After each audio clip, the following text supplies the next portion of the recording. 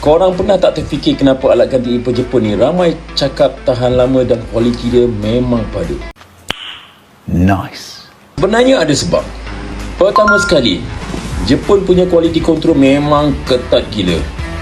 Setiap alat ganti akan diperiksa dan diuji dulu sebelum dijual. Jadi barang yang sampai kat tangan pengguna tu memang dah melalui pemeriksaan yang detail. Yang kedua, teknologi pembuatan diorang memang lebih maju. Jepun ni memang terkenal dalam dunia otomotif. Material dengan cara pembuatan dia memang dibuat untuk tahan lebih lama. Selain itu, budaya kerja orang Jepun ni memang sangat teliti. Dia orang ada konsep nama dia Kaizen.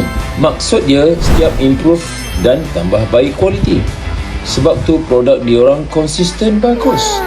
Kalau korang pakai alat ganti Jepun berkualiti, memang boleh rasa beza dia.